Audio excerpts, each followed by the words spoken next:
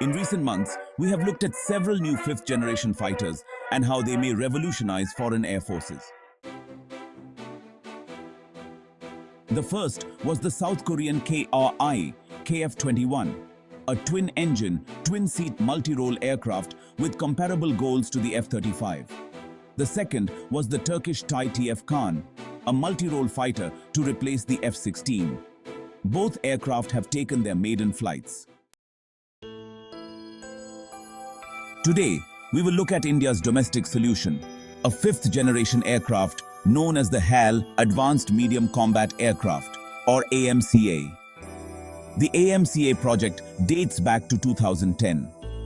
At the time, the Indian Air Force was attempting a joint venture with Sukhoi to produce a combat aircraft known as Sukhoi HAL fifth-generation fighter aircraft. A feasibility study of the AMCA program was undertaken in October that year, and by 2013, a preliminary design phase was underway. Heading up the project was Hindustan Aeronautics Limited, or HAL, and the Aeronautical Development Agency, ADA. In November 2013, 9 different designs were drawn up in CAD and then studied over the following year. By the end of 2014, these designs had undergone wind tunnel and radar cross-section testing. The results of this test led to a final choice from the 9 designs, and by 2015, the basic configuration was finalized. This design would be a twin-engine diamond trapezoidal winged aircraft with a V-tail and a bubble canopy seating a single pilot. As with most other fifth-gen designs, the AMCA concept looked like the F-35, presumably a byproduct of balancing agility with a lowered radar cross-section. This design outline was presented to the Indian Air Force in 2016. That same year, the Air Force formally accepted the design concept. One of the core goals of the conceptualization phase was to come up with an aircraft which could replace the still relatively new Sukhoi Su-30 MKI, the official Indian export variant of Russia's Flanker H. This in itself is a lofty ambition.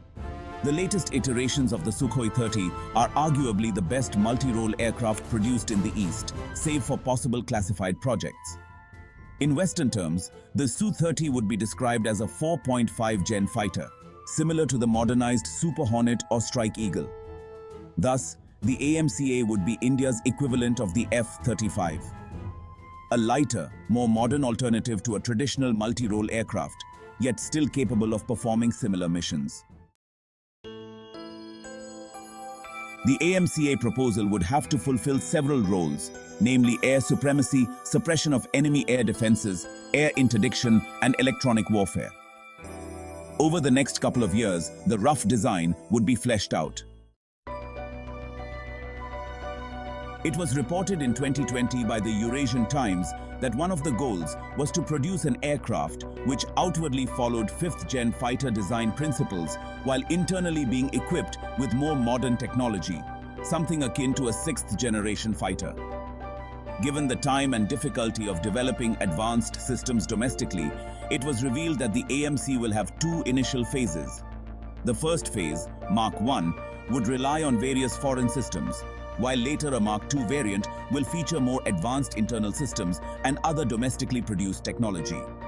The aircraft's basic outward appearance of the airframe would be familiar sporting proven low radar cross-section design principles. Within the airframe, much was done to save weight. A fly-by optics system was developed, which replaced a variety of sensor wiring with fiber optical cables. The radar is also reported to be somewhat new, a modified version of the domestically produced Uttam ASA radar. This series of domestically made radars are currently being tested on other Indian Air Force aircraft, namely the HAL Tejas, a delta-wing fighter, with plans to eventually adapt it to the HAL TED-BF MiG-29 and Flanker. Just as with Turkey's TF Kaan fighter, another challenge in India is domestic engine production. In 2021, it was announced that the project was aiming for a joint venture to develop a semi-native engine. and in 2023, it was revealed that this engine development would likely occur under a joint India-France partnership known as Horizon 2047. By 2023, after 7 years of development, it was announced that the AMCA design phase had been completed. In 2024, the prototype development project was given the equivalent of $1.9 billion to produce 5 working prototypes of the current iteration of the design. This was confirmed by the Indian Defence Research and Development Organization, or DRDO, with the expectation that the first prototype would be completed by 2027, with the first flight to be undertaken roughly 1 year after the rollout. This is slightly later than initially expected. In 2020, it was reported that the first flight was planned for either 2024 or 2025. As it currently stands, the Mark 1 variant of the aircraft will be powered by 2 General Electric F414 engines, which produce 90 kilonewtons of power. So, how well is the aircraft expected to perform? Given that much of the project remains relatively classified and that the aircraft is still in the prototyping phase, we will have to speculate from data published by Janes. The first and most obvious element to gauge is general performance. Like many 5th-gen concepts, it has been announced that the AMCA will likely have supercruise capabilities. At full power, it will be capable of achieving a top speed of Mach 2.14. If this number is true, it would make it substantially faster than most other 5th-gen designs. The F-35, KF-21, Su-75, J-31, and TF Kaan all have a claimed speed of around Mach 1.8, with only China's J-20 coming close at Mach 2.0. In terms of altitude, the claimed service ceiling will be around 65,000 feet, slightly higher than most 5th-gen designs, but not by too much. Again, this number must be taken with a grain of salt, given that the aircraft's working prototype is not yet complete. This effective combat range makes it a match for the flanker, while also supposedly outperforming the combat ranges for the F-35 and KF-21. In terms of armament, the AMCA is listed as being capable of carrying up to 14,300 pounds of munitions. As with all 5th-gen designs, this can be broken down into internal and external stores. Internally, 3,300 pounds of munitions can be held. Hypothetically, this would allow for something like 6 Mech-82 or Fabi 500s, or a single Mk-83 with 2 Mk-82s. There are also an unconfirmed number of external hardpoints, allowing for a further 11,000 pounds of weapons. In contrast, the Sukhoi 30 MKI can carry roughly 18,000 pounds, the F-15E 23,000 pounds, and a similarly sized aircraft, the F-35, 18,000 pounds. The AMCA's smaller store's capacity may limit its payload delivery, although it may not impact overall mission effectiveness.